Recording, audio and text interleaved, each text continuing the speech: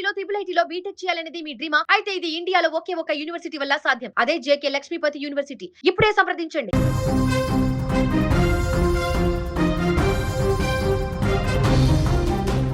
హైదరాబాద్లో మాజీ software engineer Tejaswini మృతి కేసు రోజురోజుకు మరింత మిస్టరీగా మారుతుంది. మొదట ఇదొక సాధారణ ఆత్మహత్యగా భావించిన ఈ ఘటనలో ఇప్పుడు కొత్త అంశాలు వెలుగులోకి వస్తున్నాయి. నగ్నంగా ఇంటి నుంచి బయటకు రావడం, గుడిలోకి వెళ్లి అమ్మవారి విగ్రహాన్ని తీసుకోవడం, ఆ తర్వాత చెరువులోకి దూకడం, ప్రస్తుతం కనిపించని విగ్రహం కోసం ప్రత్యేకంగా గాలింపు చేపట్టడం, నెలకు ₹1,00,000 అద్దె చెల్లిస్తున్న ఫ్లాట్, ఇవన్నీ కూడా కేసుని ఇప్పుడు మరింత క్లిష్టంగా మార్చేసినటువంటి పరిస్థితి. పోలీసుల ప్రాథమిక కథనం ప్రకారం అర్ధరాత్రి సమయంలో తేజస్విని తన దుస్తువులు విప్పేసి సమీపంలోని ఆలయంలోకి వెళ్ళింది. అక్కడ ఉన్నటువంటి అమ్మవారి విగ్రహాన్ని చేతుల్లోకి తీసుకొని నేరుగా చెరువు వైపు నడిచి నీటిలోకి దూకినట్లుగా సీసీటీవీ ఆధారాలతో పాటు కొందరు ప్రత్యక్ష సాక్షులు కూడా ఇదే చెప్పినట్లుగా పోలీసులు తెలిపారు.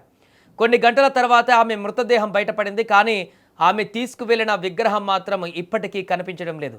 దీంతో అదే ఇప్పుడు కేసులో కీలక ఆధారంగా మారే అవకాశం ఉందని అధికారులు భావిస్తున్నారు. డిఆర్ఎఫ్ బృందాలు బోట్లతో చెరువులో విస్తృతంగా గాలిస్తున్నారు. దర్యాప్తులో మరో సంచలన విషయం కూడా బయటపడింది. తేజస్విని నివసిస్తున్న ఫ్లాట్కు రోజుకు దాదాపు ₹3,500, అంటే నెలకి సుమారు ₹1,00,000 అద్దె చెల్లిస్తున్నట్లు కూడా పోలీసులు గుర్తించారు. అంతేకాదు అదే భవనంలోని పైన 2వ అంతస్తులు అక్రమంగా లాడ్జ్ లాగా నిర్వహిస్తున్నట్టు కూడా ఈ యొక్క విచారణలో బయటపడినట్టుగా సమాచారం. సో ఈ అంశానికి తేజస్విని మృతికి ఏమైనా సంబంధం ఉందా అనేటువంటి కోణంలో కూడా ఇప్పుడు పోలీసులు అన్ని అవకాశాలను ఉన్నటువంటి అన్ని సోర్సెస్ ద్వారా పరిశీలిస్తున్నారు. అయితే ఇప్పటి వరకు దీనిపైన అధికారికంగా ఎలాంటి నిర్ధారణ అయితే చేయలేదు. బట్ అనుమానాలు అయితే మరిన్ని పెరుగుతున్నాయి.